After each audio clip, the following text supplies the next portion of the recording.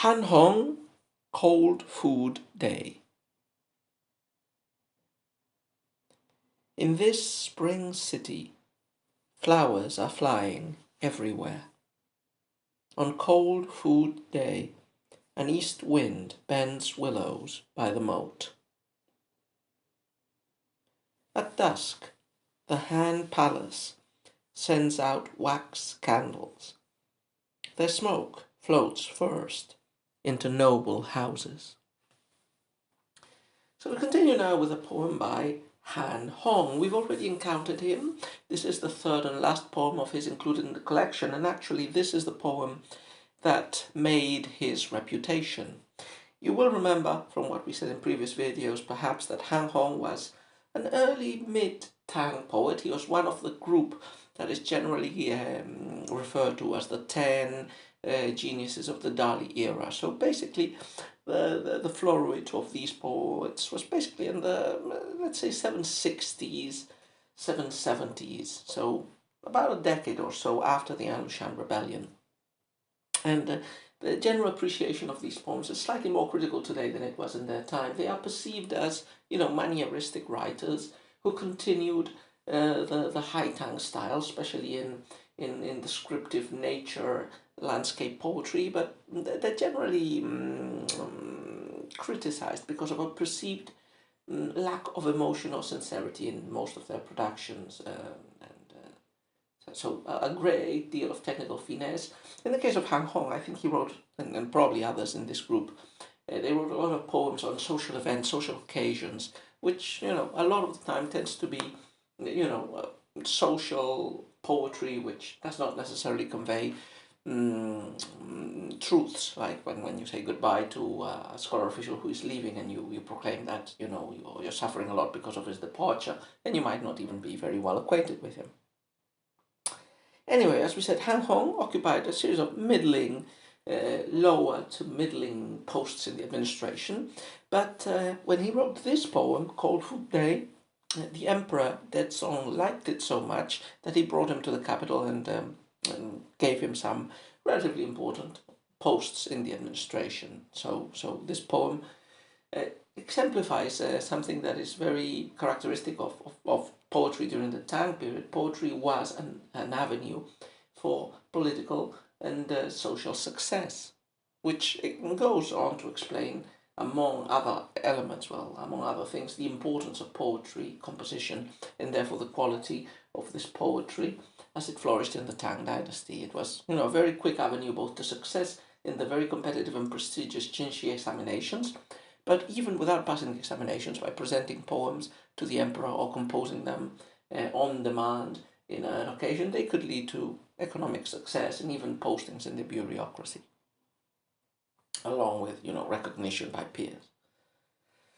So let's go on to this specific poem. The topic is a Cold Food Day. Now, this refers to a festivity. It's a festivity, today I think it's called Qingming. And in the past it was celebrated first in winter, then it moved on to, I think, early spring or even mid-spring. The main idea is that I think in probably at the Tang time, the festival was basically 3 days, early spring as we say, or early mid-spring. And it's basically a festival to commemorate the dead. So one of the characteristics is that in the middle day, which is the Cold Food Day that is being described here, one was not allowed to light fires for cooking. So that's why it's the Cold Food Festival. One has to eat things that do not require fire for cooking. And, this poems about this topic are relatively frequent. I think there is one by Tao Qian also on this topic, and probably by other poets as well. So the topic is called Cold Food Day, but what specifically does the quatrain talk to us about? What does it tell us? And basically it gives a glimpse, a picture of the imperial capital Chang'an during one such festival. And we will comment it now when we divide the poem couplet by couplet, but basically there's at least two or three ways of reading the poem which make it interesting. So the literal reading, it just has a beautiful depiction of the imperial capital with sights, that accumulate during the Qingming festival. Basically two, two basically images. The one in the first couplet is, like the willows soughing in the spring wind, probably throwing their catkins, their caltrops, all through the sky, creating like this golden flower floating in the air, sort of beautiful background. That's during the day. The second couplet moves on to the night, and it also includes a lovely vision of these marvelously luxurious big red candles illuminating the night and going from the imperial palace to the houses of the noblemen. So, two beautiful sights. Another way of reading this poem, though, is based on what we have just mentioned as a praise of imperial magnificence. It's the idea that the emperor shares in the splendors of spring, and through the splendor of nature, he, which is acting generously by giving flowers and beautifying the capital, he also, the emperor, is sharing his own magnificent benevolence by, sharing lights, sharing candles with lights in this festival at night time. But another way of reading it, though, is as criticism. Very obliquely, you could think that the idea that the emperor is sending candles to the houses of the rich denotes, at the very least, a mild criticism of the emperor, because, in Qingming, in Cold Food Day, people were not supposed to use fires to cook, but the emperor sent, well, in the imperial court, I imagine they did keep fires for cooking, and the emperor even sent candles to important aristocratic households as gifts, so that they could use the fire for illuminating and for cooking, so they were in a way exempt from the restrictions of the Cold Food Day. So those are, the at least 2 or 3 different readings that can be made of the poem. Okay, let's take a look at it couplet by couplet as usual. So first couplet: in this spring city, flowers are flying everywhere. On cold food day, an east wind bends willows by the moat. So the poem, as many quatrains do, begins with the first part, the first quatrain, that is generally descriptive. And it sets the tone, it sets the time, and it sets the place. So in this spring city, so automatically we know the season, it's spring, with all the resonances, the positive resonances that spring usually has. The city, we guess from the rest of the poem, it's the imperial capital, and the flowers are flying everywhere. So we begin with this lovely image of flowers everywhere. What type of flowers? This is left ambiguous, at least in Geoffrey Waters' translations. Other commentators have mentioned that the flowers are related to the second line. They're not really flowers, they are the catkins, the golden catkins that willows emit in early spring. So there's this like floating shower of gold flying all through the imperial capital, and this flying gold represents the bountifulness, the beauty of nature, how the seasonal spring is sharing its beauties all through the imperial capital. And this image of a beneficent entity sharing beauty is, resonates and is imitated in the social realm in the second part of the couplet. On Cold Food Day, so we know not only is it spring and not only are we in the capital, it's Cold Spring Day. And an east wind bends willows by the moat. East wind, the east is associated with spring, so it is believed that when spring comes, an eastern warm wind blows from that direction, bringing with it the flourishing of grasses and flowers and plants. And the east wind is bending willows by the moat. So the wind bending is an image already extracted, I think, from classical poetry, perhaps from the preface to the Book of Odes. It's an image generally associated with the power of the ruler. Or maybe it's from the Analects. No, I think it's from the Analects now. There's this image that the ruler guiding the people is like the wind blowing on the grass and pushing it down. So this image of nature being beneficent will immediately become connected with the ruler being beneficent. Just as the eastern wind is bending the willows and scattering the catkins, the imperial generosity is floating away candles in the next couplet. So there are willows by the moat. I think in many commentators, these willows are generally thought to be, or described as, the willows in the Imperial Gardens, so there would have been willows in different areas of Chang'an.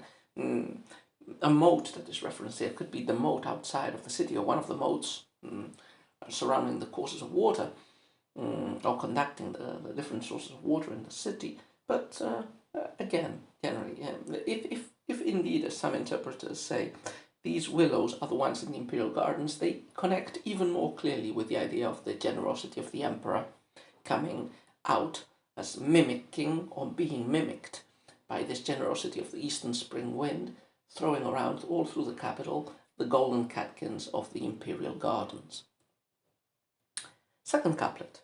So we move, the first couplet was at daytime, the second couplet moves us to nighttime, and again it moves not from objective to subjective necessarily, but it does move from a more natural background and scenery to a more specifically human and social. At dusk, the Han Palace sends out wax candles. Their smoke floats first into noble houses. So what happens at dusk? So the Han Palace, which is, is the Imperial Palace, it's anachronistically referred to as the Palace of the Han Dynasty, but this is very typical in classical Chinese poetry, the use of anachronisms to refer to places or to institutions or to palaces. So the Han Palace is sending out wax candles. The candles in Imperial China, there were severe regulations, hierarchical regulations on items that could be used, clothes that could be worn, colors that could be included in one's clothing. And this also happened with candles, like the candles in the Imperial Palace were different from others. Even the noble families were only allowed to have certain types of candles. The ones in the Imperial Palace were bigger and more showy and ornamental, perhaps decorated with silver or with lavish colors. So it's dusk, and candles are departing from the palace. These are the imperial candles, and again, just like the catkins floating around, these are a symbol of beneficence, like the emperor is dispensing these candles in the day. Remember, this is cold food day, in the day where most people cannot light a fire and where foods have to be consumed cold. But the emperor, in his generosity, sends some candles to some privileged aristocratic households as a gift. And what happens? Well, the candles arrive and the aristocratic households put them into use. Their smoke floats first into noble houses. That is, the generosity of the emperor of the candles first goes into the aristocratic houses, perhaps only goes into the aristocratic houses. And the smoke rises up from them in the day when there are few or no columns of smoke rising from the imperial capital. Again, as we said before, this can be construed, but this can be read in two different ways. You can read it as praise for the emperor's generosity, but it's not a far stretch to read it also as criticism of the emperor and the aristocrats enjoying an exemption from the customs and the traditions, unlike that of most of the population in the capital. But evidently Emperor Dezong did not read it like that. He read it in the second interpretation. And that's it. So quite a nice poem.